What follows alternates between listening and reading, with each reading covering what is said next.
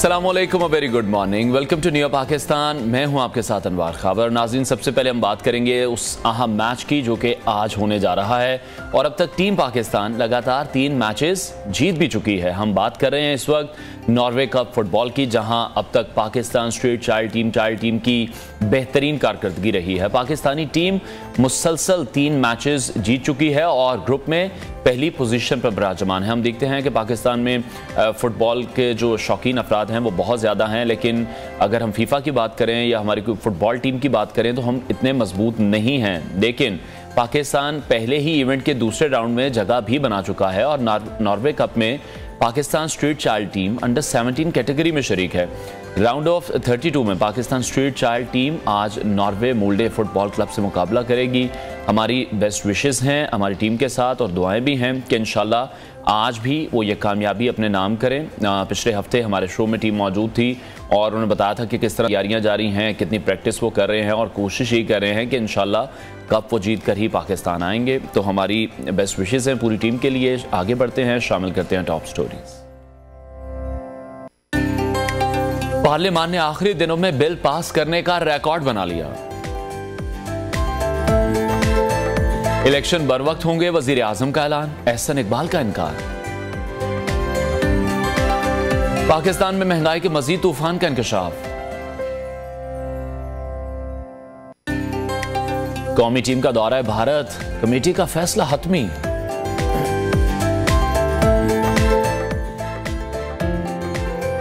चौदह साला kids baking champion और नस्ट फार्मूला स्टूडेंट्स टीम भी होगी आज के शो का हिस्सा।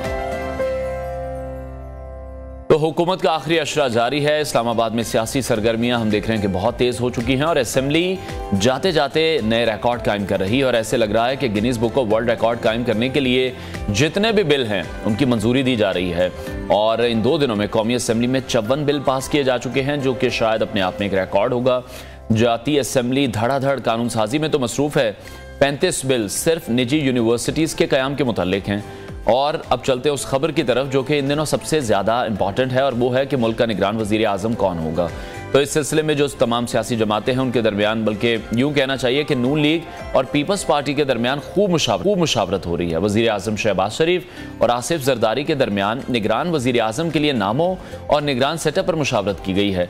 दोनों रहनुमाओं के दरमियान निगरान वज़ीर आज़म के नाम पर इत्तफाक़ राय पैदा किया गया और इससे पहले वज़ीर दिफा ख्वाजा आसिफ ने कहा था कि निगरान वज़ीर आज़म के लिए जो 5 नाम हैं उनको शॉर्टलिस्ट कर लिया गया है और अब ये कहा जा रहा है कि निगरान वज़ीर आज़म के लिए हुकूमत और इत्तेहादियों में मुशावरत का सिलसिला जारी है। और इस मामले पर नवाज शरीफ और आसिफ अली जरदारी भी हमने देखा कि उनकी काफ़ी मुलाकातें हुई, काफ़ी बार वो इस पर मुशावरत कर चुके हैं।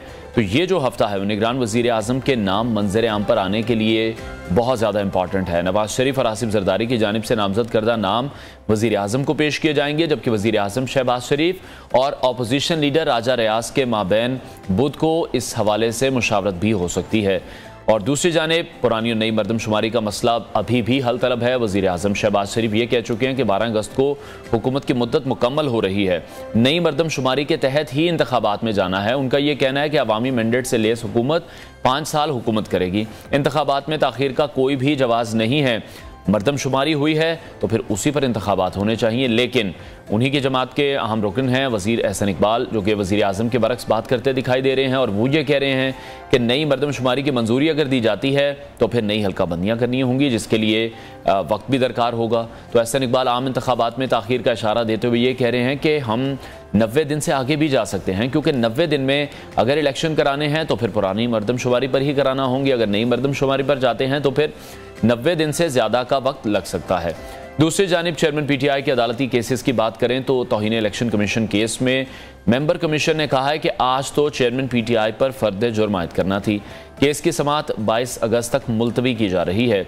22 अगस्त को ही फर्द जुर्म आयद की जाएगी और फर्द जुर्म आयद करने के लिए चेयरमैन पीटीआई की हाजिरी भी लाजमी करार दी गई है। सुप्रीम कोर्ट ने तोशाखाना केस में फौरी ट्रायल रोकने की चेयरमैन पीटीआई की इस्तदा भी मुस्तरद कर दी है। तहरीक इंसाफ के चेयरमैन को तोशाखाना केस में फौरी रिलीफ ना देते हुए अदालत ने इलेक्शन कमीशन के हुकाम से 4 अगस्त तक जवाब तलब किया है। दूसरी जानिब चेयरमैन पीटीआई से खाना काबा के मॉडल वाली घड़ी खरीदने वाले उमर फारूक अदालत में पेशी के लिए तैयार हो चुके हैं। शहजाद अकबर का रद्द अमल भी सामने आया है। वो ये कहते हैं कि ना तो मैं उमर फारूक को जानता हूँ और ना ही कभी फराह गोगी से उनकी मुलाकात हुई है। दूसरी जानिब आजकल पीटीआई अपनी पार्टी से बंदे निकालने में मसरूफ है, जो कि हम डेली आपको अपडेट करते हैं। तो कौमी असम्बली में कायदे हिज़्ब इख्तिलाफ राजा रियाज और पार्लियामेंट की पब्लिक अकाउंट्स कमेटी के जो चेयरमैन हैं नूर आलम खान समेत 13 अरकान कौमी असम्बली को पार्टी से निकाल दिया गया है। इसी तमाम सूरत हाल पर बात करेंगे। सीनियर तजियाकार मुजम्मिल सहरवर्दी ने हमें ज्वाइन किया। मुजम्मिल साहब, बहुत शुक्र के लिए। कौमी असम्बली में जिस तरह से बिल पास हो रहे हैं, धड़ाधड़ हम देख रहे हैं, उस पर मौलाना अकबर चित्राली का जो तबसरा है वो शायद बहुत अच्छा है कि जो हुकूमत है वो तो घोड़े पर बैठकर सारी कानून साजी करी है, तमाम बिल पास करी है। क्यों इतनी उजलत में बिल पास किए जा रहे हैं? क्यों कोई बहस उस पर नहीं की जा रही? मैं समझता हूँ जमहूरी तौर पर तो ये ठीक नहीं है और कानून साजी जो है वो मुकम्मल बहस और मुकम्मल तरीक़ाकार के तहत होनी चाहिए और इतनी जल्दबाजी में की गई कानून साजी जो है वो कोई दुरुस्त भी नहीं पाई जाती है। तो इसको को बहुत ज़्यादा जमहूरी तो नहीं कहा जा सकता। कानून कितना भी अच्छा हो, अगर पूरे जमहूरी तरीक़ाकार के ज़रिए मंजूर नहीं हुआ तो उसको अच्छा कानून नहीं कहा जा सकता। लिहाजा मैं इस बात पर चित्राली साहब से मुत्तफिक हूँ कि इतनी जल्दी इतनी ज़्यादा कानून साजी, इन्हें 2 माह पहले इजलास बुला लेते, बहस करके पास करते। हालांकि बहस करके भी पास हो जाने थे। कौन सी अपोजिशन है पार्लियामेंट में जो खतरा हो कि जी वो मुखालफत करेगी?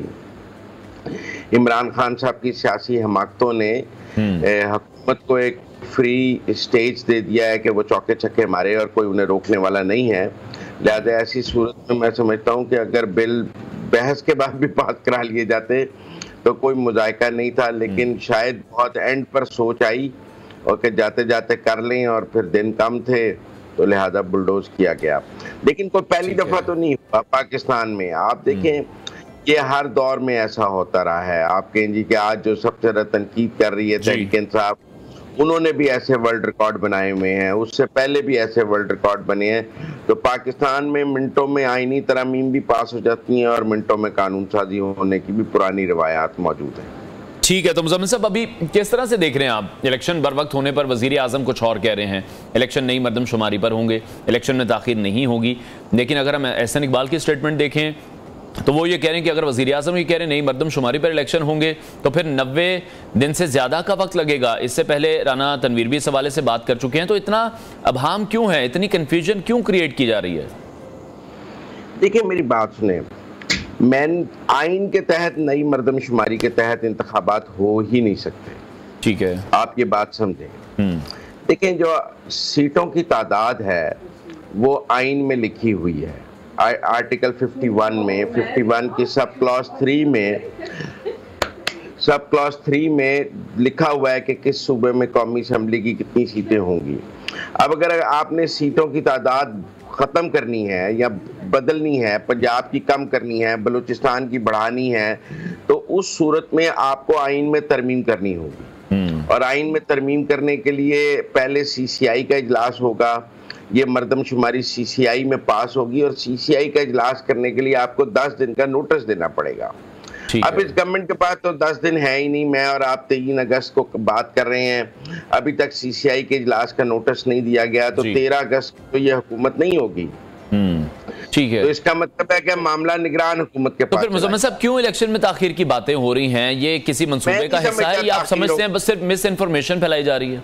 Miss information. आप देखें जब निगरान हुकूमत में अगर नई मरदमशुमारी के नताइज नोटिफाई भी हों तो आईनी तरमीम नहीं हो सकेगी।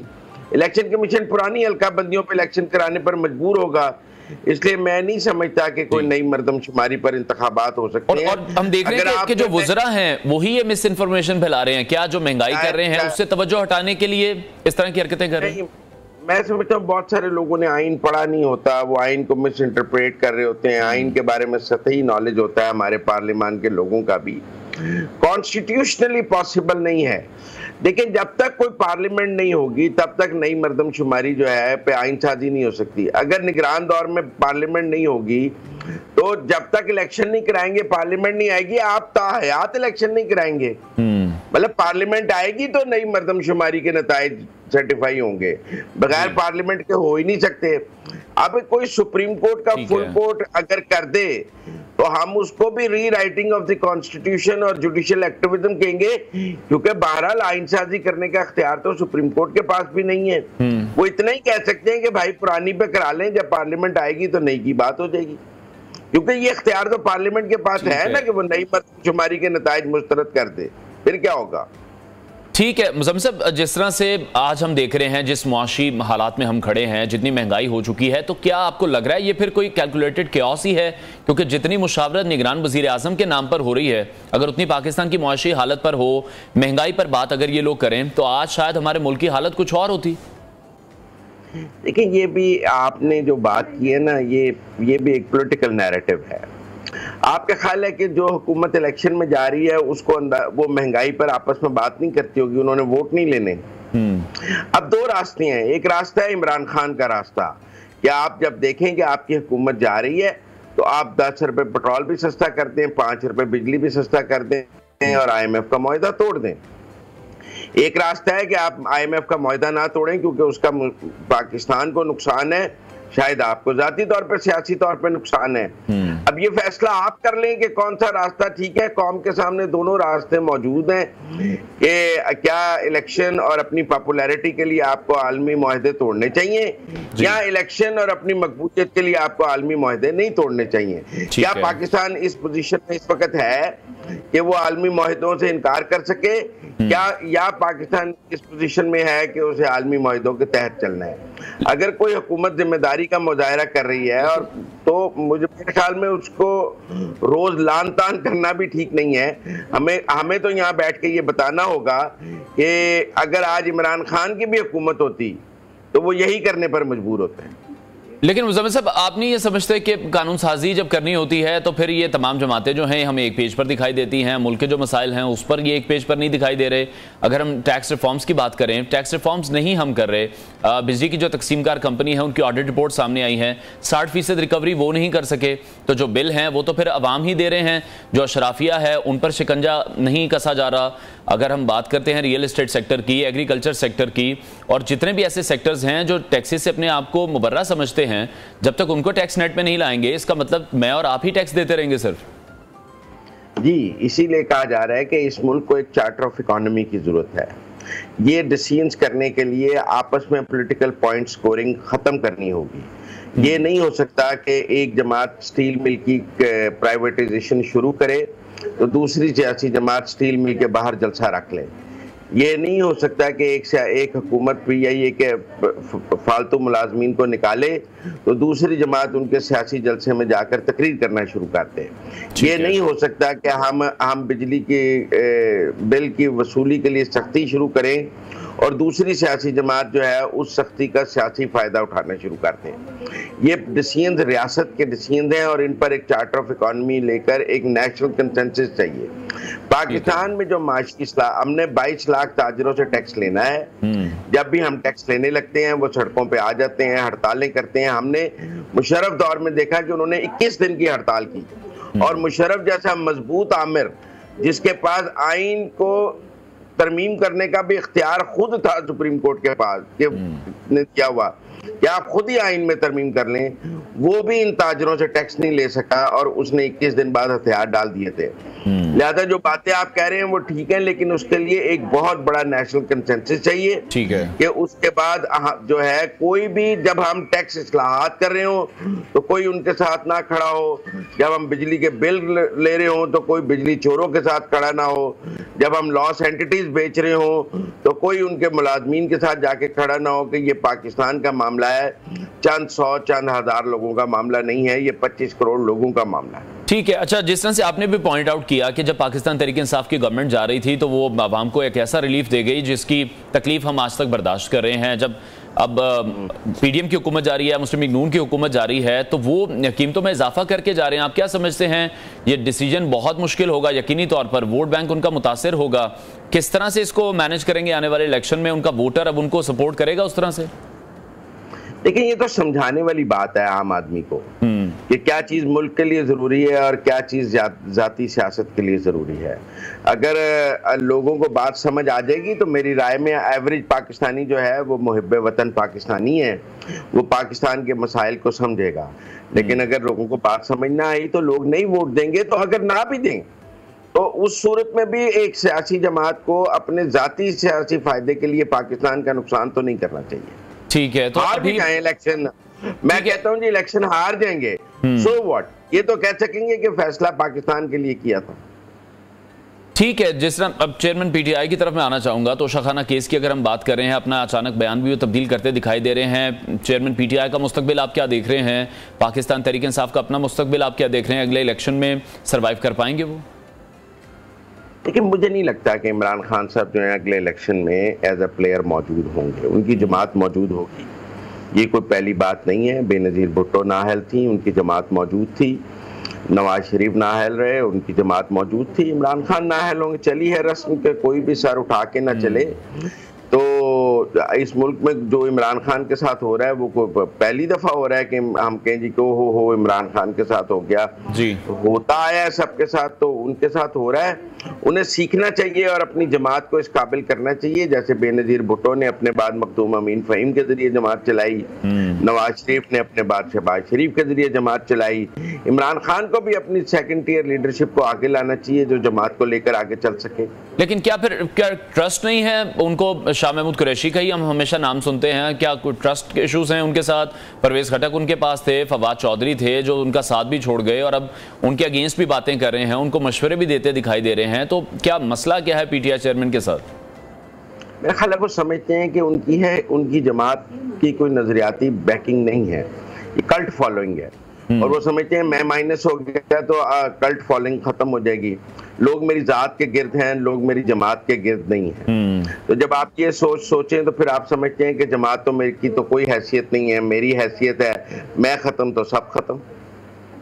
ठीक है, अच्छा अभी जो चेयरमैन पीटीआई का तो ये तमाम मामला है, फिर हम देख रहे हैं कि निगरान जो हुकूमत आएगी उसी के दौर में जाता दिखाई दे रहा है। तो निगरान है, उन पर तो कोई भी बोझ नहीं पड़ेगा। तो मतलब ये है कि जो मर्जी हो जाए कोई फर्क नहीं पड़ेगा निगरान गवर्नमेंट को। तो क्या इमरान खान को सजा हो जाए निगरान दौर में जी?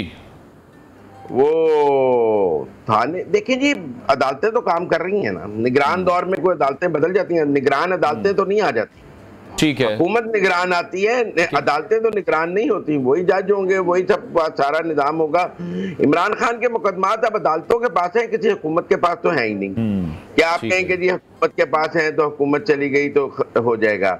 सब मुकदमात अदालतों में मौजूद हैं और कोई निगरान अदालतें तो आ नहीं रही हैं, वही अदालतें हैं, वो अपना काम करती रहेंगी। ठीक है, बहुत शुक्रिया सीनियर तजियाकार मुजम्मिल सहरवर्दी हमारे साथ इन कॉन्वर्सेशन थे। ब्रेक लेते हैं, ब्रेक के बाद आपको दोबारा ज्वाइन करेंगे, साथ रहिए।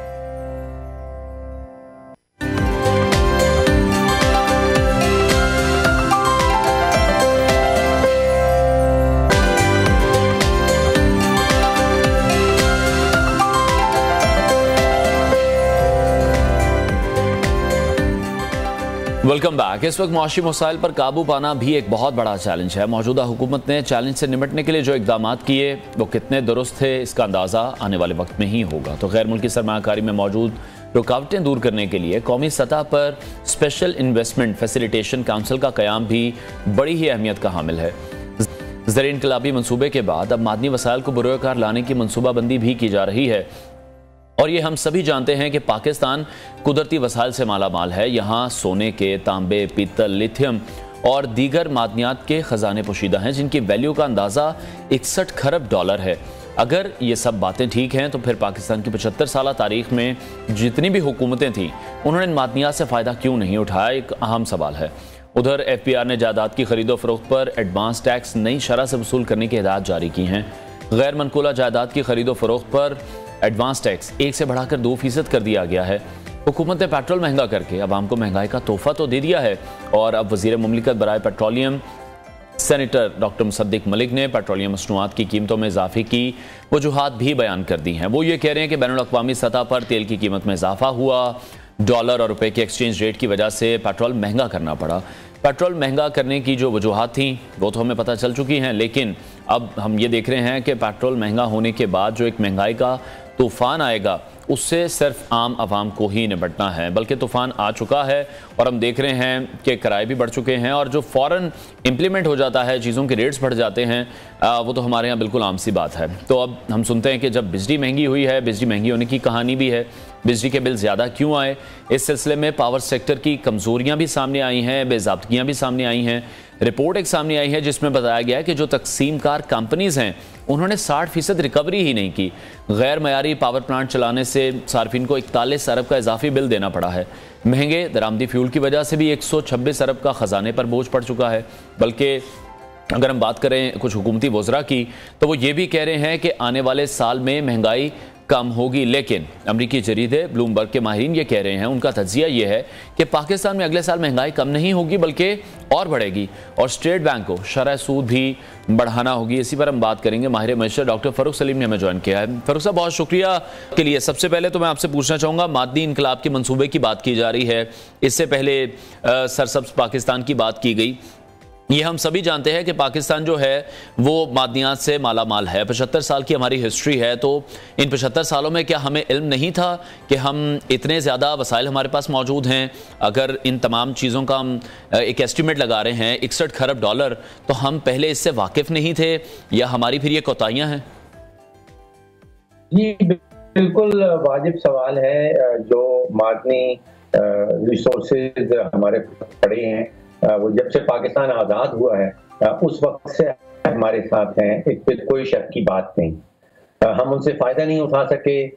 उसकी 2 या 3 बड़ी वजूहात हैं।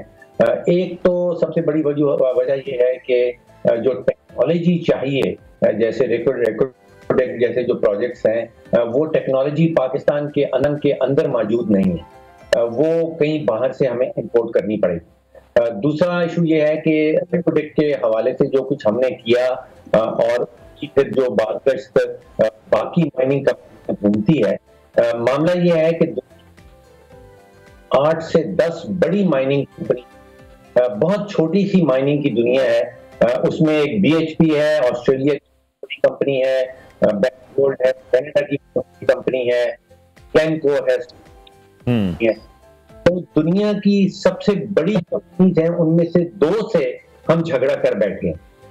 एक जो चिली की है, जो रेकोडेक में इन्वॉल्व थी, एक गोल्ड है जो कनाडा की है, इन्वॉल्व थी, और उनसे पाकिस्तान की हुकूमत जो है वो झगड़ा कर इसके जो है तेजी से माइनिंग के अंदर घूमते हैं, तो वो एतमाद जो है वो खो जाता है और वो एतमाद को वापस लाने बड़ी करनी पड़ेगी, बड़ी मेहनत करनी पड़ेगी। ठीक है डॉक्टर साहब, बिल्कुल आप ठीक कह रहे हैं। अच्छा, जो भी कोई इनिशिएटिव मौजूदा हुकूमत की जानिब से लिए जा रहे हैं, अगर वो अच्छे हैं तो बिल्कुल उन्हें सपोर्ट करना चाहिए। जिस तरह ज़रीन इनकलाब की बात कर रहे हैं, मादनी इनकलाब के मंसूबे पेश कर रहे हैं। इससे पहले भी हमने देखा, नून लीग के दौर में चिन्योट में तांबे के ज़खायर का बताया गया था। PTI के दौर की बात करें तो केकड़ा 1 की बात की गई, लेकिन नताइज इसके कुछ बरामद नहीं हुए। तो ये क्या स्टोरी है, क्या मिथ है? ये सब बैनुल अक़वामी प्रेशर है या अंदरूनी तौर पर कुछ ऐसा होता भी है? करने की कोशिश कर रहा था मैं आपको कि एक तो टेक्नोलॉजी की कमी है पाकिस्तान के अंदर, वो हमें इंपोर्ट कर रही हैं, और वो 8 या 10 बड़ी माइनिंग कंपनीज हैं जिनके पास वो टेक्नोलॉजी एग्जिस्ट करती है। और अब जो पेशरफ्त अब हो रही है, जो SIFC का आपने जिक्र किया, वो कोशिश ये है कि एक आलमी जो बरादरी है, जो आलमी माइनिंग कंपनी है, जो आलमी सरमायाकार बरादरी है, उसको एक पैगाम भेजा जाए कि अब एक नया इदारा है और वो इस चीज की गारंटी करेगा कि एक तो पॉलिसी में तसलसल रहेगा, पॉलिसी जो है वो नई हुकूमत के दौरान बदली नहीं जाएगी, तब्दील नहीं होगी, और एक पैगाम भेजना है कि पाकिस्तान के ऊपर दोबारा से एतबार किया जा सकता है, जिसके वादे किए जाएंगे उनको निभाया भी जाएगा। अब ओनली टाइम विल टेल के ये एतबार और एतमाद पैगाम भेजना चाह रहे हैं नए इदारों के थ्रू, जिसमें जो एस्टैब्लिशमेंट फौज है वो एक परमानेंट सा रोल प्ले कर रही है। क्या आर्मी बरादरी उसको बाय करेगी या नहीं करेगी? ठीक है डॉक्टर साहब, पेट्रोल महंगा होने की जो वजूहात थी वो हमें वजीर पेट्रोलियम मुसद्दिक मलिक ने बयान की कि एक्सचेंज रेट की वो बात कर रहे थे या पेट्रोल की बैनुल-अक़वामी कीमतों की वजह से उन्हें इजाफा करना पड़ा। जब इसहाक डार टीवी स्क्रीन पर आए 2 दिन कबल, हमने देखा उन्होंने प्रेस कॉन्फ्रेंस इस हवाले से की, जब एक बहुत अच्छी खबर उन्होंने हमारे साथ शेयर की कि 20 रुपये वो बढ़ा रहे हैं पेट्रोल पर भी, डीजल पर भी। वो ये कह रहे थे कि IMF मुआहदा है जिसकी वजह से हमें ये सब कुछ करना पड़ रहा है। मुसद्दिक मलिक कुछ और कह रहे हैं। असल वजह क्या है, जो मुसद्दिक मलिक बता रहे हैं या फिर इसहाक डार बता रहे थे कि IMF मुआहदे की वजह से सब करना पड़ा है? ये आपस में भी एक पेज पर नहीं होते क्या? एक दूसरे की प्रेस कॉन्फ्रेंसेस भी नहीं देखते? देखिए, 2 हकायक सामने रखे। तेल के हवाले से हम रोजाना के लगभग 5 लाख बैरल इस्तेमाल करते हैं पाकिस्तान के अंदर, और उसमें से 90% तेल ऐसा है जो हमको इंपोर्ट करना होता है, जो आलमी मंडी से आता है। और आलमी मंडी में कुछ हफ्ते पहले कोई $75 का बैरल था, और फिर वो चला गया है कोई $83 बैरल के ऊपर। 10% इजाफा आया है पिछले चंद हफ्तों में आलमी मंडी के तेल की कीमत में। तो तेल की कीमत अगर आलमी मंडी में बढ़ती है तो किसी सूरत भी पाकिस्तानी हुकूमत जो है वो उसको इजाफे को रोक नहीं सकती पाकिस्तान के अंदर। तो हकीकत तो ये है हमारी कीमतों में इजाफा आना जरूरी है अगर आलमी मंडियों में इजाफा आता है। तो ये जवाब। लेकिन साथ ही साथ ये हुआ है कि कोयले की कीमत आलमी मंडी में कोई $450 जो टन बिकता था वो आज $130 पे पहुंच गया। आप अंदाजा कीजिए कि कोयले की कीमत में कोई 70% कमी हुई है आलमी मंडी में, और हम कोयला इस्तेमाल करते हैं अपना बिजली घरों के अंदर, लेकिन हमारे यहाँ बिजली की कीमत में इजाफा हुआ है। इसी तरह गैस वो आलमी मंडी में उसमें कोई 70% कमी आई है, लेकिन पाकिस्तान के अंदर हमने जो है वो गैस की कीमत में इजाफा किया है। तो देखा ये है कि जब आलमी मंडी में कीमत बढ़ती है तो हमारी हुकूमत उसको जवाज इस्तेमाल करके हमारे यहाँ कीमत तो बढ़ जाती है, लेकिन जब आलमी मंडियों में जिन अशिया की कीमत गिरती है उसका असर पाकिस्तान के अंदर नजर नहीं आता। ठीक है, तो डॉक्टर साहब जिस तरह से पावर सेक्टर की हम बात कर रहे हैं, पावर सेक्टर में बहुत सारी खराबियां हैं जो कभी भी दूर नहीं हो सकी।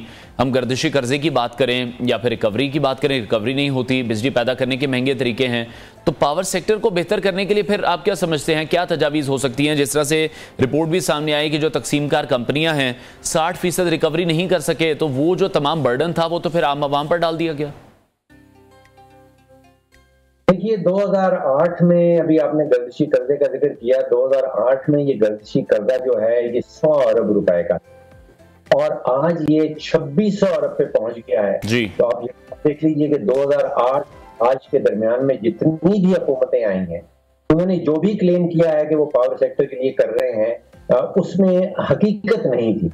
वो 100 अरब से बढ़ता बढ़ता आज 2600 अरब पे पहुंच गया, और पिछले 4 या 5 सालों में जो गैस के सेक्टर का गर्दिशी कर्जा है वो न होने के बराबर था, और आज वो 1400 या 1500 अरब पे पहुंच गया है। तो तवानाई सेक्टर के अंदर, सिर्फ तवानाई के सेक्टर के अंदर कोई 4000 अरब रुपए का गर्दिशी कर्जा खड़ा हो गया है। आप समझ लीजिए कि ये चोरी है, ये नाअहली है जिसको गर्दिशी कर्जा का नाम दे देते हैं। अब IMF को अमूमन हमारी हुकूमतें जो हैं वो एक कुर्बानी का बकरा इस्तेमाल करते हैं। तो ये कहते हैं अगर बिजली का टैरिफ बढ़ाया है तो IMF का प्रेशर था, पेट्रोल की कीमत बढ़ी है तो IMF का प्रेशर था। आप यकीन कीजिए अगर आप IMF का जो मुआहदा है वो न सिर्फ पाकिस्तान के साथ, वो दुनिया में किसी भी मुल्क का खाता खोल के पढ़ लीजिए, उसमें IMF कहीं भी ये नहीं कहती आप कीमत बढ़ा दें। अच्छा, ठीक है डॉक्टर साहब, अब ये चीज़ें तो हम देख रहे हैं कि महंगाई हो चुकी है, फ्यूल की प्राइसेस बढ़ गई हैं, बिजली की कीमतें बढ़ गई हैं, गैस की कीमतें बढ़ गई हैं, लेकिन आम आदमी तो फिर यही जानना चाहता है कि अगर नई हुकूमत जब आती है, माशी तौर पर हम कुछ स्टेबल होते हैं, पॉलिटिकली हम स्टेबल होते हैं, तो क्या ये जो प्राइसेस बढ़ी हैं ये कभी हमें रिवर्स होती दिखाई देंगी या नहीं? देखिए, पाकिस्तान की तारीख तो कुछ ऐसी है कि जब किसी चीज की कीमत बढ़ जाती है तो फिर वो नीचे आते जो है वो नजर नहीं आती, वो हमने एक्सपीरियंस नहीं किया। अब जैसे मैं आपको एग्जांपल दे रहा था कि गंदम की कीमत आलमी मंडी में कोई 25% उसमें कमी वाक़ई हुई है, लेकिन हमारे यहाँ जो हुकूमत के अपने आदाद-ओ-शुमार हैं वो बताते हैं कि आटे की कीमत में पिछले सिर्फ 1 साल के अंदर कोई 127% इजाफा हुआ। इसी तरह जो गैस की कीमत में कोई 108% इजाफा हुआ है, चाय की कीमत में कोई 100% इजाफा हुआ है। बिल्कुल, जिस तरह से पाम ऑयल का अगर हम जिक्र करें, प्राइसेस पहले बढ़ी थी बाहर, हमने देखा, फिर जब वहां पर कम हो गई, लेकिन पाकिस्तान में वो इफेक्ट हम नहीं देखते कि अगर किसी चीज का रेट कम हो रहा है तो उस तरह से आवाम को तो फायदा डायरेक्टली नहीं मिलता उसका कम होने का। अच्छा, अब अगर आप महंगाई के पीछे गौर से देखें कि कौन सा ऐसा अमल है जो हमारी हुकूमत कर रही है लेकिन हमें बताया नहीं जाता, हुकूमत डिस्क्लोज नहीं करती, वो है नोट छापने की प्रैक्टिस, नोट प्रिंट कर। आज से 4-5 साल पहले पूरे पाकिस्तान के अंदर 4 ट्रिलियन रुपीस के नोट थे, जिनको हम इकोनॉमिक्स में कहते हैं करेंसी इन सर्कुलेशन या नोट्स इन सर्कुलेशन। पिछले 5 सालों में 2 हुकूमतें आई हैं, पहले पीटीआई की और फिर पीटीएम की। इतने नोट छापे, इजाफी नोट छापे गए हैं कि आज हमारी जो करेंसी इन सर्कुलेशन है वो 10 ट्रिलियन पे पहुंच गई है। आप अंदाजा कीजिए 5 सालों में हम 4 ट्रिलियन से 10 ट्रिलियन पे पहुंच गए हैं, और उसका असर ये होता है, तो आपको नजर आ रहा है महंगाई। अगर हुकूमत इतने नोट छापेगी, इजाफी नोट छापती चली जाएगी, तो फिर जाहिर बात है कि महंगाई आएगी। इसको वो हम इकोनॉमिक्स में कहते हैं कि too many rupees chasing too few goods. तो इस महंगाई है वो सियासी फैसला है, वो रियली एक माशी फैसला या माशी नहीं है। ठीक है, तो अभी डॉक्टर साहब, पाकिस्तान में आने वाले साल में महंगाई की शरह कम होने की बजाय बढ़ेगी, ये ब्लूमबर्ग की एक रिपोर्ट है जो मैं आपसे शेयर कर रहा हूं। तो आपको लग रहा है, और ये भी साथ साथ वो कह रहे हैं कि जो स्टेट बैंक है उनको भी शरह सूद बढ़ानी पड़ेगी, तो क्या शरह सूद बढ़ाने में IMF का भी किरदार होगा, और क्या समझते हैं महंगाई आगे कम होगी या मजीद बढ़ेगी? देखिए, अगर तो जो पास्ट प्रैक्टिस है इजाफी नोट छापने की वो जारी रहती है, फिर तो महंगाई कंट्रोल में नहीं आ सकी। और उसको अगर आप ट्रेस करें तो वो डायरेक्टली रिलेटेड है आपके बजट के खसारे से। हुकूमत बजट का खसारा करती है, उस खसारे को पुर करने के लिए नोट छापती है, और नोट छापने के नतीजे में महंगाई होती है। तो या तो बजट का खसारा दूर कर ले और उस नतीजे में उसको नोट नहीं छापने पड़ेंगे, और फिर महंगाई कंट्रोल में आ जाएगी।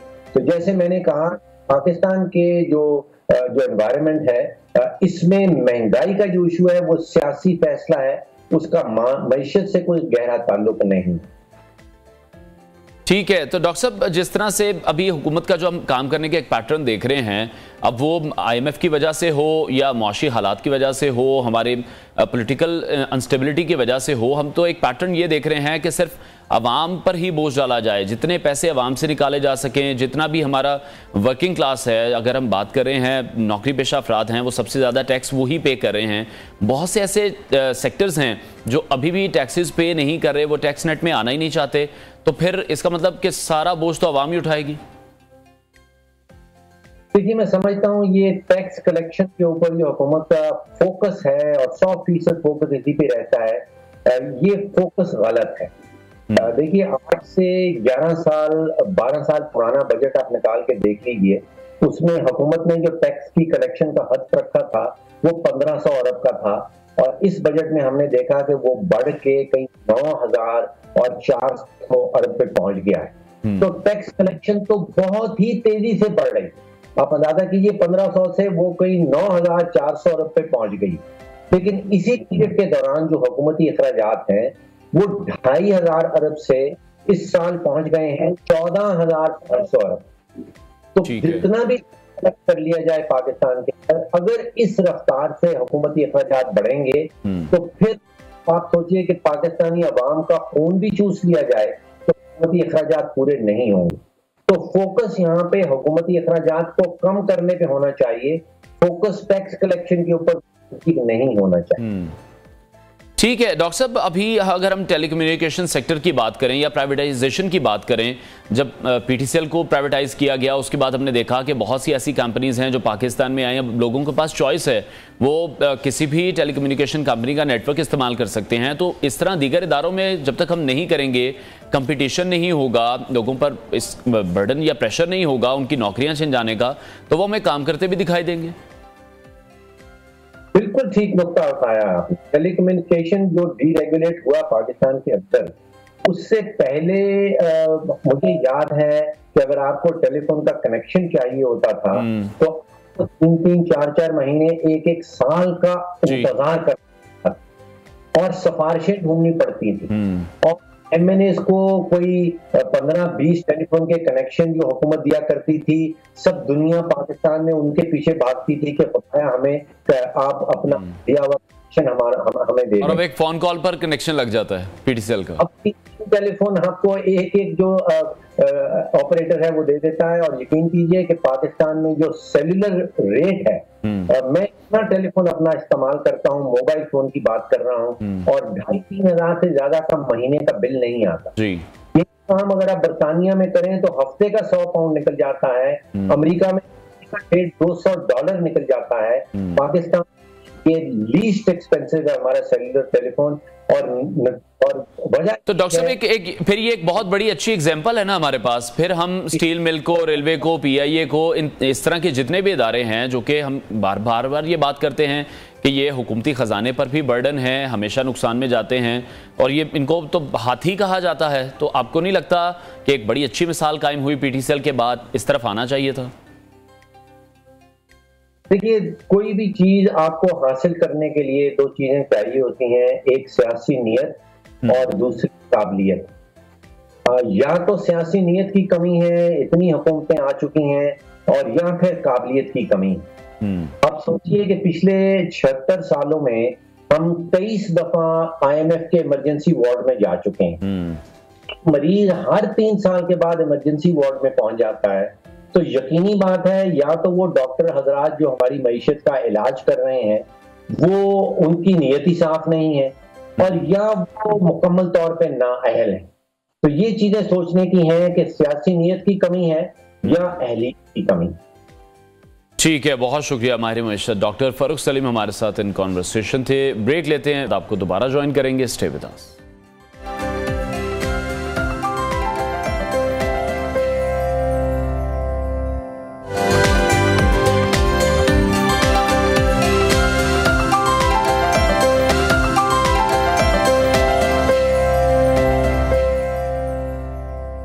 Welcome back. और प्रोग्राम के इस सेगमेंट में हम आपकी मुलाकात कराएंगे पहाड़ों में रहने वाले ऐसे बासलाहियत शख्स से जो कि सवात के इंजीनियर हैं, जिन्होंने गाड़ी की मदद से ख़तरनाक जगह पर ऐसी चेयर लिफ्ट बनाई है कि जो भी देखे वो हैरान रह जाए। ये चेयर लिफ्ट कैसे बनाई गई, इस पर कितना खर्चा आया और ये किस तरह से काम करती है, ये सब हम जानेंगे शहराज अहमद शहराजी की रिपोर्ट में।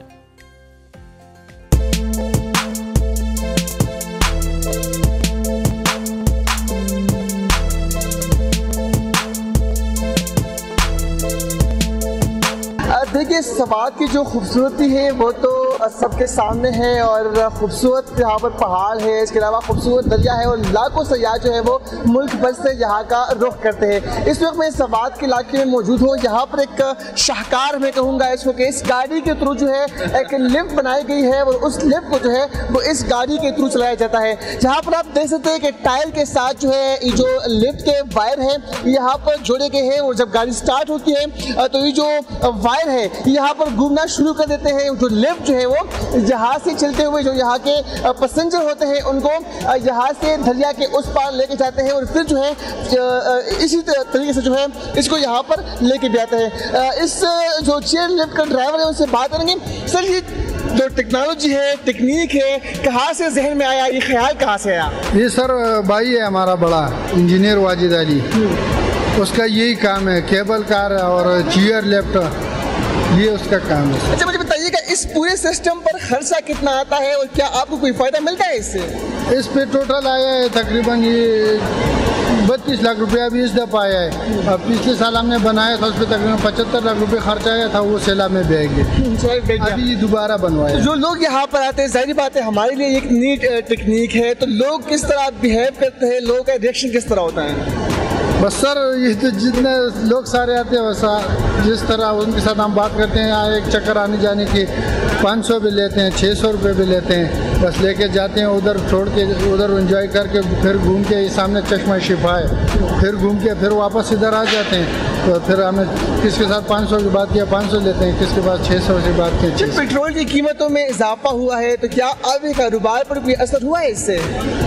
नहीं सर, हमारा वही पुराना रेट है, पिछले साल भी हम ये ले रहे थे, 2 साल पहले भी 500 लेते थे, 600, अभी भी यही लेते हैं। बहुत शुक्रिया जी। आपने इस ड्राइवर की बातें भी सुनी कि यहाँ से जब एक चक्कर कोई भी लगाता है तो कोई 500 देता है, कोई 600 देता है। वो यहाँ से जो सयाह सवाद देखने के लिए आते हैं तो इस चेन लिफ्ट के थ्रू वो दरिया के उस पार जाते हैं, वहाँ पर एंजॉय करते हैं और उसके बाद यहाँ पर आते हैं। क्योंकि चेन लिफ्ट में जो है आप सब ने सफर किया होगा, लेकिन ये जो है ये कुछ यूनिक है और यहाँ जब लोग आते हैं तो जाहिर बात है इन खूबसूरत मनाजिर में खो जाने के साथ साथ जो है यहाँ की जो खूबसूरती है, जो चेन लिफ्ट के मजे हैं, उसमें भी खो जाते हैं। बहुत ही अच्छी रिपोर्ट रेडी की है शहराज अहमद शहराजी ने। और सबसे अच्छी बात यह है कि जब भी किसी पॉइंट पर जाते हैं, अपने किसी टूर के लिए जाते हैं, तो वहाँ से इस तरह की कोई ना कोई रिपोर्ट हमारे लिए ज़रूर बनाते हैं। तो नाज़रीन आगे बढ़ते हैं। पाकिस्तान में एक चीज़ ऐसी है कि जो जब से पाकिस्तान बना है मुसलसल बढ़ रही है। हुकूमत चाहे वो जमहूरी हो या फिर फौजी आमिरों की हो, इसमें कभी भी कमी नहीं है। और आजकल तो हम देख रहे हैं कि ये इतनी तेज़ी से बढ़ रही है कि बस अल्लाह ही हाफिज़ है। रोज़ाना कोई ना कोई ऐसी खबर आती है कि जो कि अवाम पर बिजली बनकर गिरती है। हम बात कर रहे हैं महंगाई के हवाले से। जी हाँ, कभी गैस के नर्क बढ़ जाते हैं, कभी बिजली के बिल बढ़ जाते हैं और फिर फ्यूल की कीमतें, जो कि अभी 2 रोज़ कबल 20 रुपये फी लीटर कीमत बढ़ाई गई है, आसमान से बातें करती दिखाई दे रही है हमें महंगाई। तो सूरत हाल ये है कि जो आवाम की माहाना सारी आमदनी है वो बिल देने में निकल जाती है, खाने पीने की अशिया खरीदने में लग जाती है। कोई भी इंसान आज के दौर में सेविंग का नहीं सोच सकता। तो अब एक रिपोर्ट आई है जो कि महंगाई से बदहाल आवाम के हालात की मजीद अक्कासी कर रही है। गैलप पाकिस्तान की इस रिपोर्ट के मुताबिक महंगाई के सबब 63% पाकिस्तानी इस साल सुन्नत इब्राहिमी की अदायगी से महरूम रहे हैं। सिर्फ यही नहीं बल्कि 76% शहरियों ने ईद उल अज़हा पर कोई नया कपड़ा नहीं खरीदा। 27% ऐसे जो जानवर थे उनकी कीमत बहुत ज़्यादा महंगी होने की शिकायत की गई, जबकि सर्वे में जो 31% पाकिस्तानी हैं उन्होंने मुकम्मल गाय की बजाय इज्तिमाई कुर्बानी में हिस्सा लेने को ही जानी है। तो महंगाई जो है वो हम देख रहे हैं कि डे बाय डे बढ़ती जा रही है और हुक्मरानों को इस हवाले से ज़रूर सोचना चाहिए। ब्रेक लेते हैं, हेडलाइंस के बाद आपको दोबारा ज्वाइन करेंगे।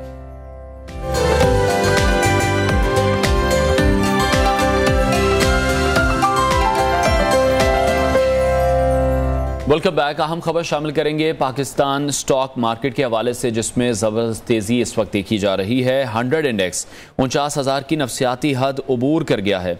100 इंडेक्स में 307 पॉइंट इजाफे के बाद 49,072 पर ट्रेड कर रहा है। इंटरबैंक में डॉलर 88 पैसे सस्ता हो गया है। इंटरबैंक में डॉलर 289 रुपये 38 पैसे से कम होकर 288 रुपये 50 पैसे का हो चुका है। हमारे कॉरेस्पॉन्डेंट काशिफ मुनीर हमें मजीद अपडेट करेंगे। जी काशिफ। देखिए जी, पाकिस्तान स्टॉक एक्सचेंज में जो आज फिर एक दफा तेजी देखी जा रही है और सबसे अहम बात यह है कि 100 इंडेक्स ने 49,000 की जो नफसियाती हद है उसको अबूर कर लिया है। तकरीबन ये 5 हफ्ते हैं जिसमें स्टॉक मार्केट में तकरीबन 20% इजाफा हुआ है। 41,000 से 49,000 की जो हद है यहाँ तक स्टॉक मार्केट पहुंची है।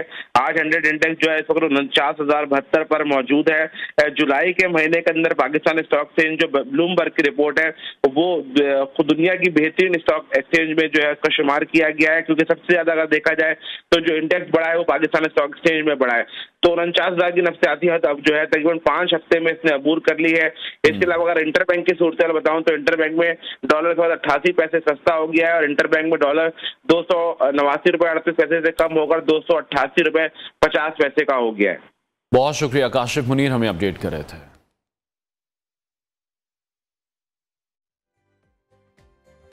और अब आते हैं क्रिकेट की तरफ। वर्ल्ड कप के लिए भारत जाने या ना जाने का मामला अभी भी हल तलब है। भारत में होने वाले वर्ल्ड कप के लिए कौमी टीम की शिरकत के हवाले से फैसला करने के लिए वज़ीर आज़म शहबाज शरीफ की जानिब से कमेटी बनाई गई, जिसका इजलास अब जुमेरात को होगा। इजलास की सदारत वज़ीर ख़ारजा बिलावल भुट्टो ज़रदारी करेंगे और इस इजलास में पाकिस्तान क्रिकेट बोर्ड के मैनेजमेंट कमेटी के चेयरमैन ज़का अशरफ भी शरीक होंगे, जबकि दीगर अरकान असम्बली जो कि कमेटी के रुकन हैं वो इस मीटिंग में शामिल होंगे। उधर पीसीबी ने क्रिकेट टेक्निकल कमेटी तश्कील दी है, जिसके सरबरा साबिक कप्तान मिसबाह उल हक को बनाया गया है और उन्हें जो साबिक कैप्टन्स हैं इंज़माम उल हक और मोहम्मद हफीज़ की मुआवनत भी हासिल होगी। और ये जो कमेटी बनाई गई है मिसबाह उल हक के अंडर, उसका एक अहम इजलास आज होने जा रहा है। साबिक मायनाज क्रिकेटर राशिद लतीफ़ ने एक सोशल मीडिया प्रोग्राम में गुफ्तगू करते हुए ये कहा है कि क्रिकेट कमेटी से मेरा कोई ताल्लुक नहीं है। Chairman management committee Zaka Ashraf की पेशकश पर वो पहले ही इनकार कर चुके हैं। उधर साबिक कोच और साबिक ऑस्ट्रेलियाई फास्ट बॉलर जेफ लॉसन का कहना है कि भारत में होने वाले वर्ल्ड कप में पाकिस्तान क्रिकेट टीम के इम्कानात के बारे में वो ये कह रहे हैं कि पाकिस्तान के वर्ल्ड कप में चांसेस अच्छे दिखाई दे रहे हैं। ये वर्ल्ड कप बहुत क्लोज होगा, कोई भी एक टीम इसमें फेवरेट नहीं होगी। इस हवाले से हम मजीद बात करेंगे। स्पोर्ट्स एनालिस्ट सैयद मोहम्मद अवैस ने मैं ज्वाइन किया। अवैस, बहुत शुक्रिया आपके वक्त के लिए। जाने या ना जाने का जो फैसला है वो अब एक कमेटी ने करना है, तो अभी क्या लग रहा है क्या फैसला होगा? क्योंकि हम यही बातें सुन रहे थे कि पाकिस्तान तो हर सूरत जाएगा ही इंडिया वर्ल्ड कप खेलने के लिए। जी अस्सलाम वालेकुम। ऑब्वियसली पाकिस्तान ने खेलने तो जाना, आपको पता है, क्योंकि वर्ल्ड कप है, इम्पोर्टेंट आपका वर्ल्ड कप मैचेस है। मुझे पता है कहीं ना कहीं वो बात बिल्कुल ठीक होती है कि जब पाकिस्तान की टीम जिस वक्त अगर एशिया कप की बात करें, क्योंकि मेजबानी एशिया कप की पाकिस्तान के पास थी, इंडिया की हदर्मी की वजह से उसको फिर अपना, आपको पता है, न्यूट्रल वेन्यू पे भी लेके गया, यहाँ पर रॉबिन जो अपना, आपको पता है, न्यूट्रल वेन्यू पे भी शिफ्ट किया गया एशिया कप को, लेकिन स्टिल मैचेस पाकिस्तान के अंदर खेले जाने हैं। वर्ल्ड कप और एशिया कप में बिल्कुल डिफरेंस है, क्योंकि वर्ल्ड कप आपको पता है आईसीसी का इवेंट होता है, एशिया कप जो सा वो एसीसी का इवेंट होता है, और आईसीसी के इवेंट्स में आप बैकआउट नहीं कर सकते। जरूर ऐसा पाकिस्तानी आपके भी जहन में बात आती है कि अगर इंडिया यहाँ पर खेलने नहीं जा रहा तो हमें भी शायद वहां पर नहीं जाना चाहिए, लेकिन मैंने आपके पहले भी ये बात करता रहा हूँ कि हमें एक चीज रियलाइज भी करनी पड़ेगी, वो ये है कि हमें बिलियंस का नुकसान होगा, जो कि हम बर्दाश्त नहीं कर सकते। जो हालात इस वक्त आपके चल रहे हैं, आपके ब्रॉडकास्टर्स का आपको नुकसान होता है, फिर वर्ल्ड कप को, आईसीसी को बहुत बड़ा नुकसान होता है, क्योंकि आपको याद है कि पाकिस्तान और वर्सेस इंडिया का सबसे बड़ा स्पॉन्सर जो सा वो इस वक्त यही बात बार बार करता है कि भाई अगर पाकिस्तान वर्सेस इंडिया का मैच नहीं होता तो हम स्पॉन्सरशिप खत्म कर देंगे, हम स्पॉन्सर नहीं देंगे। तो आप सोचेंगे उससे कितना बड़ा नुकसान जो है वो आईसीसी को होता है। तो आईसीसी इस चीज को ऑब्वियसली बड़ा सीरियस ले रहा होगा यहाँ पर। और मुझे जहां तक एक और चीज थी कि जो कमेटी बनाई गई थी वजीर आजम साहब की तरफ से, उनको शायद अब तक मुझे लगता है फैसला कर देना चाहिए था, क्योंकि वर्ल्ड कप बहुत नजदीक है और जो मामला इस वक्त हमारे मुल्क की अनफॉर्चुनेटली चल रहे हैं, जितना लेट करेंगे उतना ज्यादा डिस्टर्ब प्लेयर्स को करते हैं। देखे ना, क्योंकि खबरें ये भी आ रही हैं कि जी मैनेजमेंट चेंज हो रही है, ये चेंज हो रहा है, कोचेस चेंज कर रहे हैं, एंड टाइम पे जाके जब आपका अफगानिस्तान की सीरीज है, आपका एशिया कप लाइन लगा हुआ और आप इतनी चेंजेस करें, तो ये खाली क्रिकेट बोर्ड के अंदर डिस्टर्बेंस नहीं पैदा होती, ये माइंडसेट प्लेयर्स ठीक है। वैसे बिल्कुल जिस तरह से आप ये कह रहे हैं कि जिस कमेटी ने फैसला करना था कि पाकिस्तानी टीम वर्ल्ड कप खेलने भारत जाएगी या नहीं जाएगी, इसको फैसला कर लेना चाहिए था, क्योंकि वर्ल्ड कप की ट्रॉफी ने इन दिनों पाकिस्तान भी आना था, और अब हम देख रहे हैं कि उसे पाकिस्तान के इस कमेटी के फैसले से जोड़ दिया गया कि पाकिस्तान वर्ल्ड कप में भारत जाएगा या नहीं जाएगा। तो जो ट्रॉफी अब आनी थी, क्या ये दुरुस्त काम किया गया है कि उसको अब इस फैसले के साथ नथी कर दिया गया? देखिए, ये आपको पता है, क्योंकि बीसीसीआई तो पूरी की पूरी कोशिश करता है कि पाकिस्तान को आइसोलेट करें दुनिया के अंदर। आपको याद, उन्होंने कितनी दफा स्टेटमेंट दी है कि खाली हर महाज पे हम कोशिश करेंगे कि पाकिस्तान को स्पोर्ट्स इवेंट्स पे भी हम आइसोलेट करें। और जहां तक आपको पता है कि खुदा न खास्ता अगर पाकिस्तान की टीम नहीं जाती शिरकत करने के लिए, तो स्कॉटलैंड पाकिस्तान की जगह पे जो सा वो खेलेगा वर्ल्ड कप। लेकिन जो मुझे खबरें हैं, जो मेरी अपना जो इन्फॉर्मेशन के मुताबिक यही है कि पाकिस्तान को एनओसी गवर्नमेंट जारी करेगी, और सब्जेक्ट टू द सिक्योरिटी की अगर हम बात करें तो ऑब्वियसली क्योंकि वो बात की जाएगी इंटरनेशनल सतह पे कि पाकिस्तान का जहां पर मैच है इंडिया के साथ, आपको पता है चेन्नई में वो मैच खेला जाना, उसकी डेट्स आई गेस थोड़ी बहुत चेंज हुई हैं, जो दुनिया के सबसे बड़े स्टेडियम में खेला जाना है।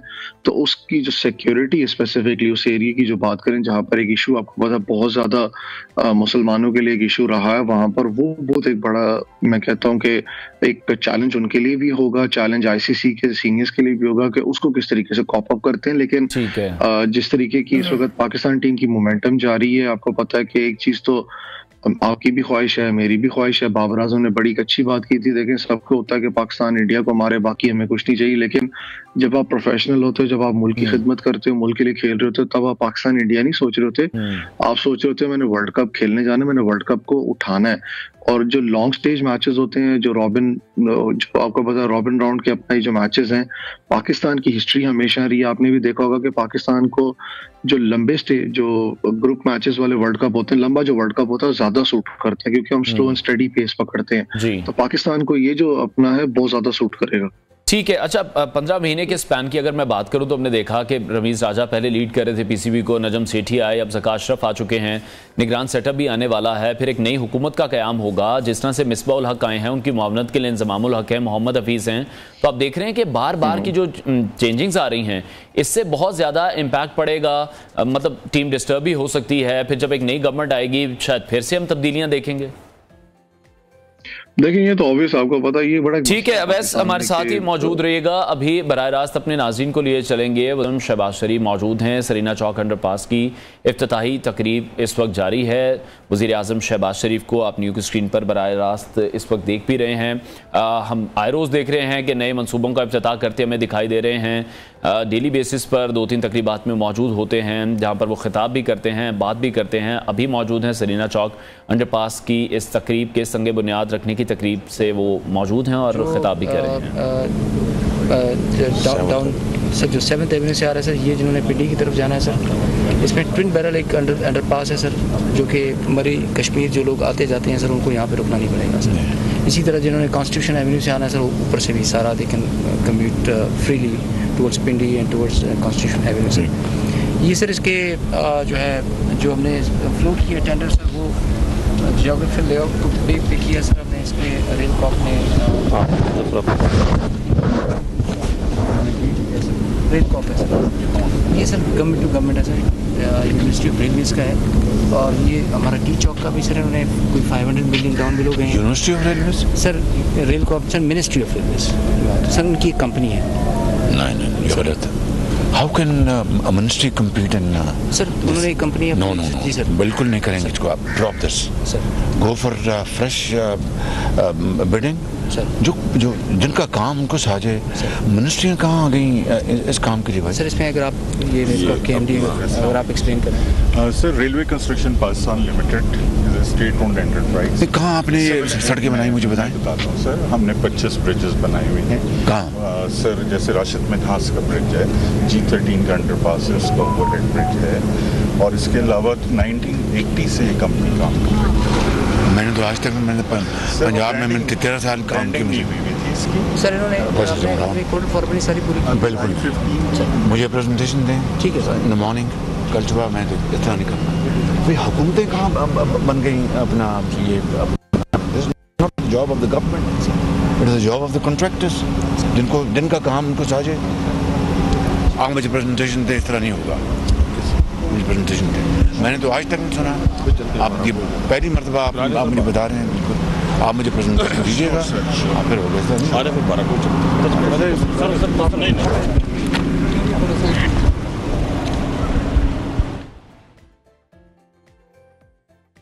वज़ीर आज़म शहबाज शरीफ इस्लामाबाद में मौजूद हैं। सरीना चौक अंडरपास का संगे बुनियाद रखने की तकरीब से वो गुफ्तगू कर रहे थे। न्यूज़ स्क्रीन पर मनाजिर आप इस वक्त मुलाहिजा कर रहे हैं। वज़ीर आज़म शहबाज शरीफ मौजूद हैं। सरीना चौक अंडरपास की संगे बुनियाद रखने की इफ्तिताही तकरीब से वो बात कर रहे थे। प्रेजेंटेशन उनको दी गई थी जिसके हवाले से उनके कुछ कंसर्न्स थे। उनका कहना था कि इन द मॉर्निंग दोबारा से इस हवाले से प्रेजेंटेशन दी जाए। जो भी कंपनी ऑन बोर्ड है उनकी जानिब से जो बिडिंग सामने आई है, प्रॉपर वज़ीर आज़म को इस हवाले से ब्रीफ किया जाए। ब्रेक लेते हैं, ब्रेक के बाद आपको दोबारा ज्वाइन करते हैं।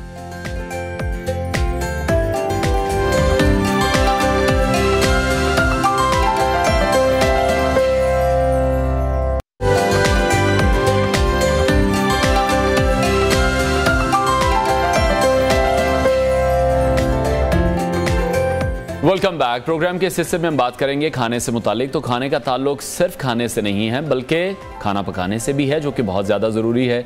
हर गली और हर घर में खाना बनता है। लोग खाने के टेस्ट की बात करते हैं। मशहूर जगहों को उनके खाने के मयार और जायके की वजह से ही पहचाना जाता है।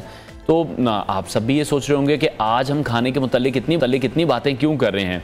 तो ये जो बातें हैं ये हमारे उन मेहमानों के लिए हैं जो कि उम्र में तो बच्चे हैं लेकिन काम वो बड़े वाले कर रहे हैं। मैं बात कर रहा हूँ नाइल चौधरी की और पुनहल चौधरी की। इन दोनों का ताल्लुक अमेरिका से है। नाइल चौधरी पहले पाकिस्तानी अमेरिकन बच्चे हैं जिन्हें अमेरिका में बेकिंग चैंपियनशिप जीतने का एजाज़ हासिल है। ये सब कैसे मुमकिन हुआ कि एक छोटा सा बच्चा और बच्ची जो कि कुकिंग मास्टर होना यकीनन हैरान कुन है। हमारे साथ स्टूडियोज़ में मौजूद हैं नाइल चौधरी और पुनहल चौधरी, उन्हीं से बात करते हैं, उनका एक्सपीरियंस जानने की कोशिश करते हैं। So thank you for your time. और सबसे पहले तो आप दोनों को बहुत ज़्यादा मुबारक हो, आप पाकिस्तान का नाम भी रोशन कर रहे हैं, अपने माँ बाप का नाम भी रोशन कर रहे हैं, और हम जैसे लोगों के लिए आप बिल्कुल ठीक नहीं कर रहे हैं, क्योंकि जो इतने ब्राइट बच्चे होते हैं ना वो हम लोगों का नाम ख़राब करते हैं। तो कैसा लग रहा है ये शो जीत कर? बहुत अच्छा था, बहुत अच्छी फीलिंग थी, इसलिए कि मेरे बड़े छोटे कज़न्स थे जो ऐसे बच्चों को लुकअप करते हैं, तो मैंने देखा कि मैं भी उन बच्चों की तरह बन गया। तो ये वैसे बड़ा हम कम देखते हैं कि बहन भाई जो हो वो एक ही उनका शौक हो, तो ये कैसे हुआ? ये तो पेंडेमिक में हमारे पास बहुत ज़्यादा फ्री टाइम था, इसलिए हमारा स्कूल ऑनलाइन था, तो हमने सोचा था कि हम अलाउड नहीं है वीडियो गेम्स खेलने के लिए, इसलिए मैं 9 थी और ये 11 था। तो फिर हमने देखा था बेकिंग शोज़ और यूट्यूब पे, तो उससे हमने सोचा था कि एक बार हम बना लें ट्राई करने के लिए, उससे हमारा हॉबी शुरू हुआ है। अच्छा, तो आपने इसको एज अ हॉबी स्टार्ट किया था या ये सोचा था कि प्रोफेशनली भी इसमें जाएंगे? जैसे अब कोविड के टाइम पे हमने देखा कि बिल्कुल दुनिया बंद थी और लोगों को बहुत ज़्यादा मुश्किलात का सामना करना पड़ा, जॉबलेस लोग हो गए, लोगों के बिजनेस ख़राब हो गए, तो क्या मामा बाबा की तरफ से कोई प्रेशर था कि तुम भी अब काम करो, तुम भी कोई हाथ बटाओ हमारा? नहीं, ज़्यादा से ज़्यादा हम तो बस बोर्ड थे और हमको एक हॉबी ढूंढनी थी। ठीक है। और शुरू में बस हॉबी रही, और फिर एक मुझे याद है एक हमने नेबर को दिया ना, और उन्होंने बोला कि ये इतनी मज़े की बनाना ब्रेड है, मैंने आपको $20 देने, एक छोटे बनाना ब्रेड के। ठीक है। फिर उसके ऊपर से उन्होंने $5 टिप दी, और उस टिप की वजह से हमने सोचा कि हम इससे तो बिजनेस बना सकते हैं और पैसे कमा सकते हैं। चलिए, ये तो बहुत अच्छी बात है कि इस यंग एज में आप लोग ये सोच रहे हैं। मैं उम्र पहले आप दोनों की जानना चाहूँगा, आपकी कितनी उम्र है? मैं 14 साल का। और मैं 12। और जब आप लोगों ने स्टार्ट किया तो इट्स बीन 3 years, कोविड हम जान छुड़ा ही चुके हैं, यानी कि आप उस वक्त थी 9 साल की और आप उस टाइम थे 11 साल के। अच्छा, ठीक है, तो ये तो एक बहुत बड़ी अचीवमेंट है। तो कितना मुश्किल है खाने बनाना, और स्पेशली इस एज में जब आजकल हम देखते हैं, अगर मैं पाकिस्तान की बात करूं या बाहर भी हम देखते हैं, तो रुझान तो यही है कि फ़ोन उठाया और ऑर्डर कर लिया, फास्ट फूड मंगा लिया या कोई खाना मंगा लिया, या ज़्यादा से ज़्यादा भी है तो फिर वो मामा ही हैं घर पे जिनके पीछे पड़े रहना कि ये खाना है, ये खाना है। तो कैसा लग रहा है कि खुद से अब सारा कुछ बनाते हैं? मुझे तो बड़ा शौक आया, इसलिए मुझे अपनों को मुझे लगता है दोनों को बहुत क्रिएटिव चीज़ों में बहुत शौक है। और ज़्यादा मुश्किल नहीं है, 3 साल से हम प्रैक्टिस कर रहे हैं। तो अभी मामा भी खाना बनाती हैं या सारी जिम्मेदारी आप पे ही है? मामा कम ही बनाती हैं। अच्छा, पर 1-2 चीज़ें जो मामा के हाथ से अच्छी लगती हैं वो बना लेती हैं, बाकी सब हम ही कंट्रोल लेते हैं। आपस में अब आपका प्रोफेशन भी सेम है, तो कोई प्रोफेशनल जेलसी? क्योंकि मैं भी ब्रेक में आपके फादर से पूछा था, तो वो कह रहे थे कि प्रोफेशनल जेलसी ज़रूर है। आप जैसे वो शो जीते हैं, आपने भी उसमें पार्टिसिपेट किया है, तो वहाँ पे फिर आपका कॉम्बिनेशन कैसे रहा? इंडिविजुअली आप उसमें थे या एज अ टीम काम कर रहे थे?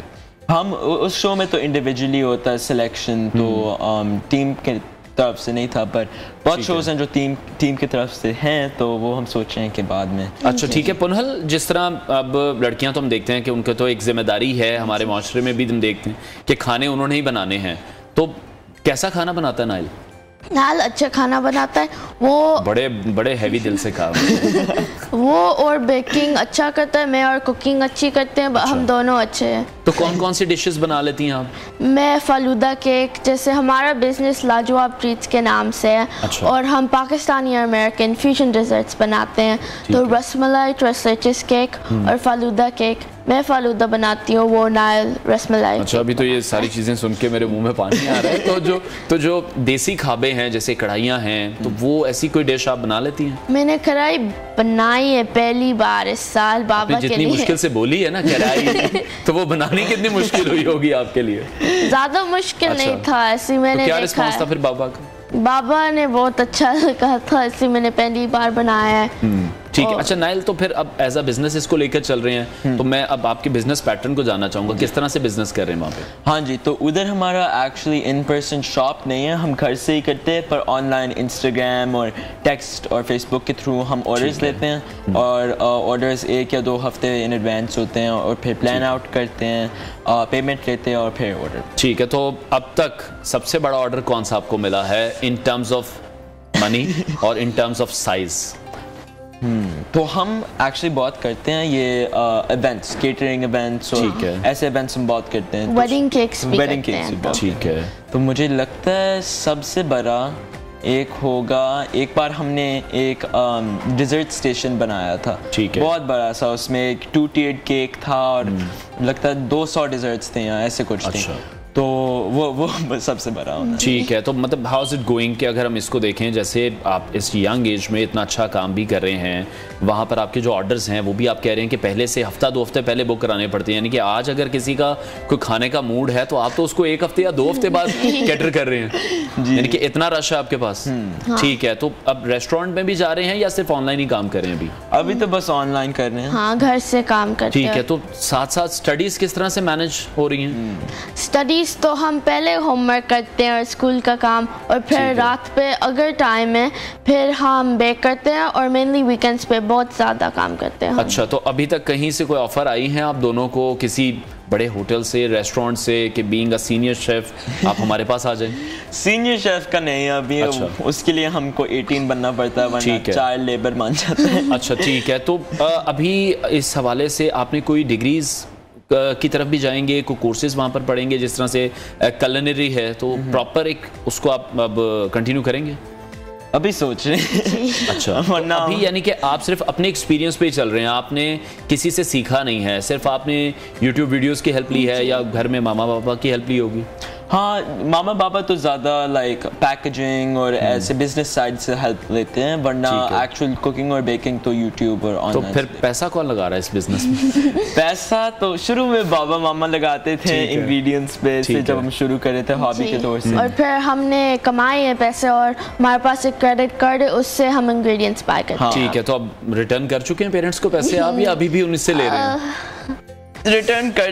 ठीक है। ये जवाब से तो यही लग रहा है कि रिटर्न नहीं हुए। तो फिर आपस में भी कभी लड़ाई होती है, नोकझोंक होती है किसी भी रेसिपी को लेके? कभी कभार। हाँ। अच्छा, हो जाती है तो कभी कभार लड़ाई होती है, इसलिए हमने स्प्लिट किए हैं, तो मैं थोड़ी सी चीज़ें बनाती हूँ, वो थोड़े से बनाते हैं, पर हम दोनों केक्स पे काम करते हैं, जैसे शादी के केक्स या बर्थडे के केक्स। ठीक है। अच्छा, बीइंग पाकिस्तानी, कोई प्लान ऐसा आपका हो कि पाकिस्तान में कोई रेस्टोरेंट आप ओपन करना चाहते हो इन फ्यूचर?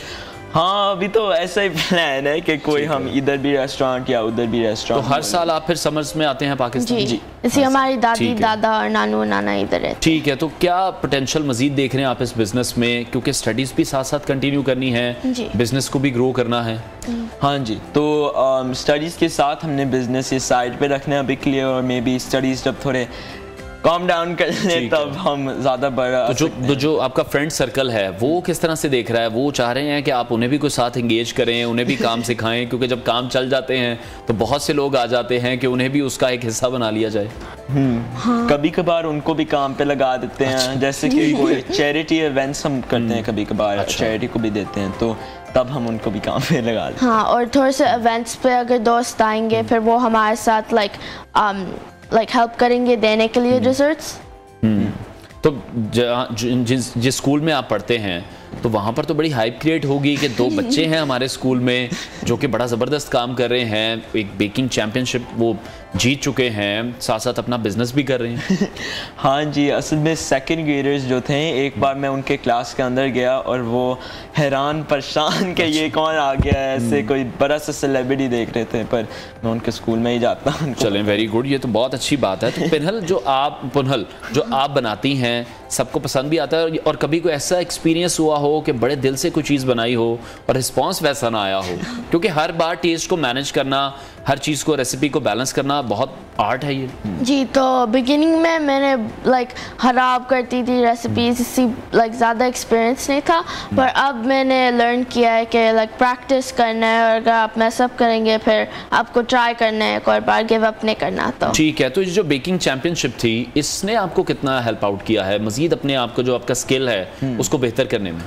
हाँ, इसने हमको बहुत ज़्यादा फॉलोइंग दी है इंस्टाग्राम पे, ताकि ज़्यादा लोग हमारे डिज़र्ट्स देख सकते हैं, दूसरों को बता सकते हैं, और ऐसे हमको ज़्यादा एक्सपोजर मिल रहा है। ठीक है। तो जो फिर इसका मतलब मेन फोकस है वो आपका डिज़र्ट्स हैं? जी, डिज़र्ट्स ही हम सेल करते हैं। ठीक है। और अभी नेक्स्ट कोई चैंपियनशिप ऐसी जिसमें कोई पार्टिसिपेट करना हो, कोई ऑनगोइंग कोई ऐसा प्रोसेस चल रहा हो, या नेक्स्ट प्लान्स क्या हैं? नेक्स्ट प्लान है कि मैं भी कोई शो पे जाऊँ. It doesn't have to be जो नाइल पे जो वो वाला शो था, पर दूसरे शोज ने मुझे भी अप्रोच किया. तो अच्छा, ठीक है. गॉर्डन रैमजी का एक शो है जिन्होंने इसको अप्रोच किया, तो उसके लिए हम कोशिश करें. ठीक है, तो फुल सपोर्ट है फिर पेरेंट्स की तरफ से आपको? जी.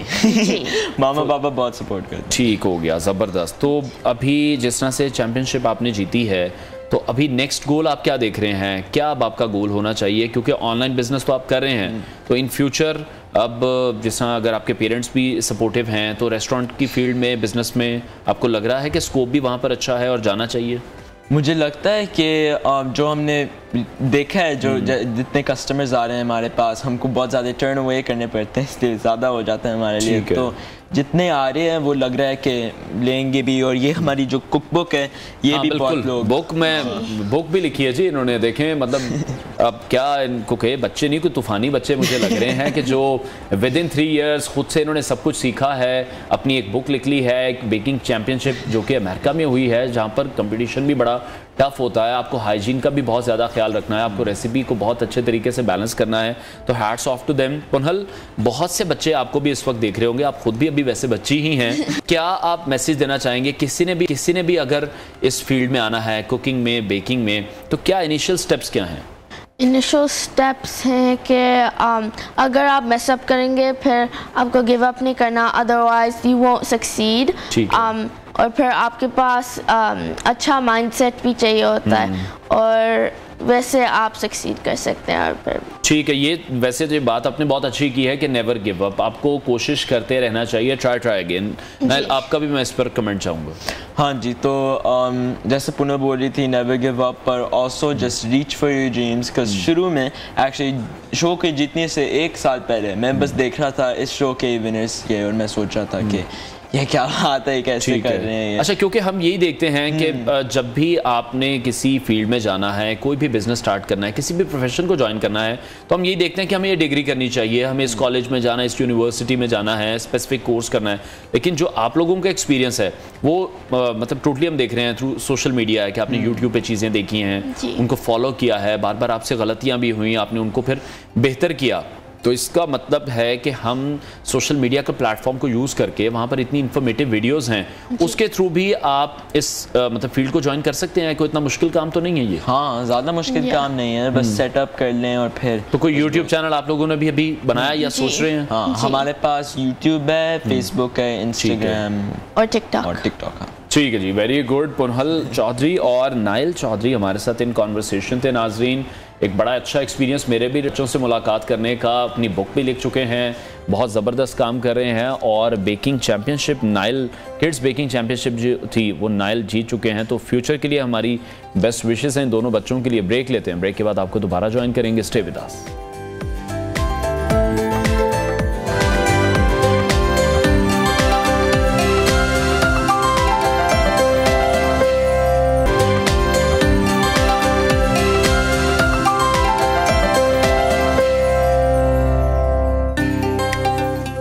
Welcome back. हमारे बच्चे बहुत ही होनहार और ज़हीन हैं, और मौका मिलने की देर है कि वो हमें परफॉर्म करके भी दिखाते हैं.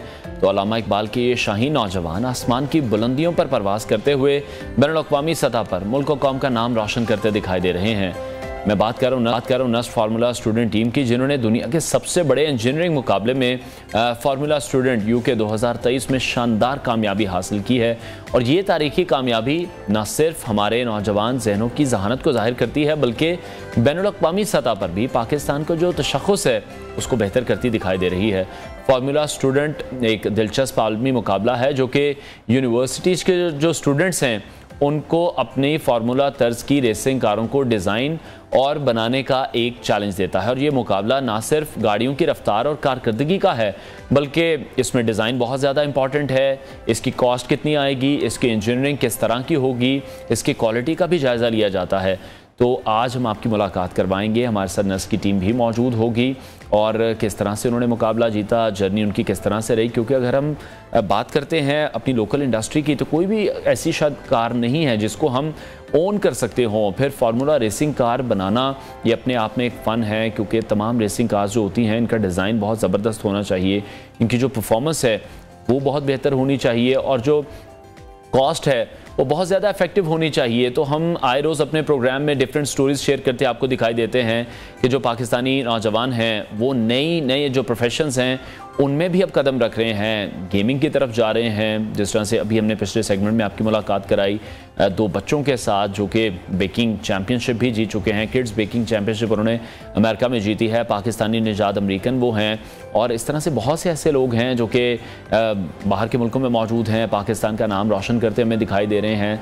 सिर्फ पाकिस्तान में नहीं, बैनुल अक़वामी सतह पर भी वो पाकिस्तान के लिए काम कर रहे हैं, पाकिस्तान का नाम बुलंद कर रहे हैं। तो हम नस्ट फार्मूला स्टूडेंट टीम की बात करें जो कि और दुनिया का सबसे बड़ा ये इंजीनियरिंग मुकाबला था, ये कोई आम मुकाबला नहीं था, जहां पर फार्मूला स्टूडेंट यूके 2023 में उन्हें एक बहुत ही शानदार कामयाबी मिली है।